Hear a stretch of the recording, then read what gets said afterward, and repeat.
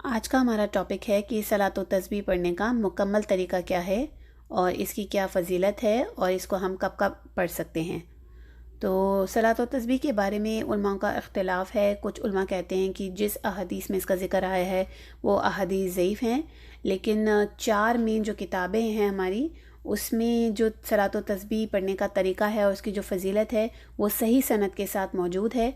वो जामे तिर्मिज़ी में, सुनन अबू दाऊद, इब्न माजा और मुस्तदरक अल हाकिम में अल्हम्दुलिल्लाह सही सनद के साथ इसको पूरा पढ़ने का तरीका और इसकी फ़जीलत हमें मिलती है। एक उसमें से मैं हदीस आपके साथ शेयर करूँगी। उसमें रसूलुल्लाह सल्लल्लाहु अलैहि वसल्लम हज़रत अब्बास बिन अब्दुल मुत्तलिब रज़ियल्लाहु अन्हु जो उनके चाचा हैं, उनसे रिवायत करते हैं कि क्या मैं आपको ऐसी 10 बातें ना बताऊं जिस पर अगर आप अमल करेंगे तो अल्लाह ताला आपके अगले पिछले, नए पुराने, जाने अनजाने, छोटे बड़े, खुले छुपे सारे गुनाह माफ़ कर देंगे।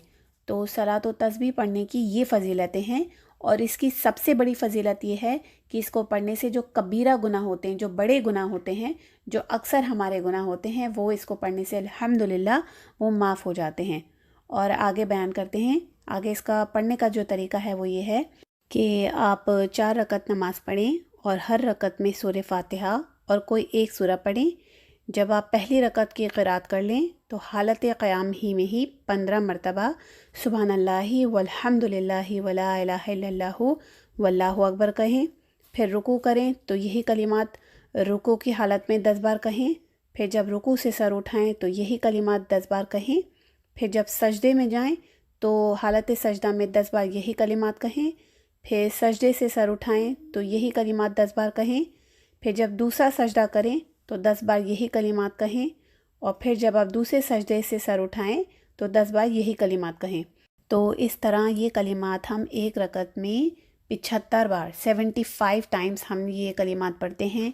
तो 4 रकत में 75 बाई 4 दैट मीन्स 300 बार ये कलिमात हम 4 रकत में पढ़ते हैं।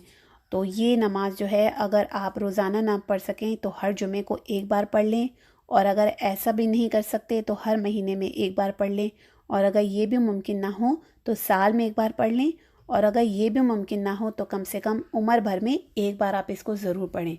तो ये पूरा मुकम्मल तरीका है सलात व तस्बीह पढ़ने का, इसकी फ़जीलत के साथ अल्हम्दुलिल्लाह।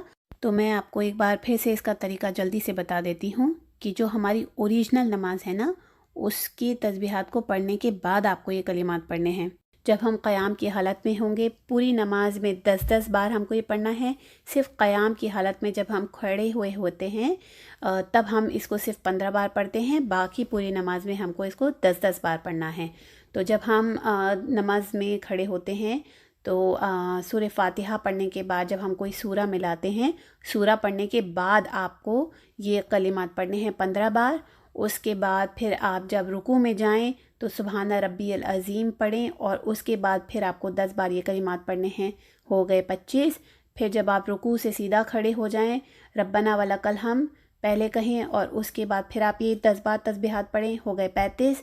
फिर जब आप सजदे में जाएं, सुबहाना रब्बियल आला पढ़ें, तो उसके बाद आप 10 बार पढ़ें, हो गए 45। फिर सजदे से जब उठकर बैठते हैं तब 10 बार पढ़ें, रब्बिग़फिरली पढ़ने के बाद 10 बार पढ़ें, हो गए 55।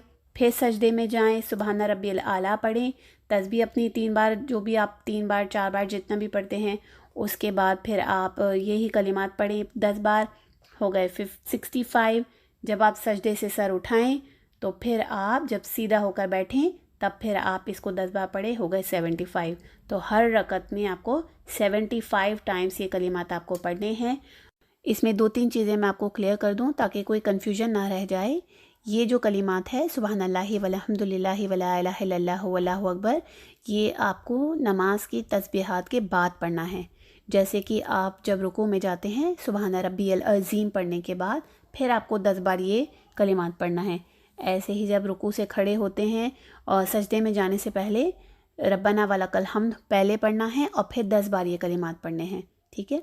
दूसरी चीज़ इसमें यह है कि ये नमाज आप 4 रकत एक साथ भी अदा कर सकते हैं या 2-2 करके भी अदा कर सकते हैं। इसका जो हवाला है कि आप इसको 2-2 करके अदा कर सकते हैं, जामे तिर्मिज़ी में ही मिलता है। हज़रत अब्दुल्ला बिन मुबारक जो हैं, उन्होंने इसकी डिटेल दी है जामे तिर्मिज़ी में अल्हम्दुलिल्लाह। तो बेहतर यह है कि आप 2-2 करके पढ़ें, क्योंकि कभी कभी रखते भूल जाते हैं या मिस्टेक हो जाए तो मुश्किल हो जाती है। 2-2 करके करेंगे तो इंशाल्लाह आसानी से आप इसको अदा कर सकते हैं। और तीसरी चीज़ ये है कि इसको गिनती काउंट करने के लिए आप अपनी उंगलियां जो है अपनी बॉडी में प्रेस कर लिया करिए, दबा लिया करिए, ताकि आपको पता चल जाए कि आपको कौन सी गिनती पे आप हैं।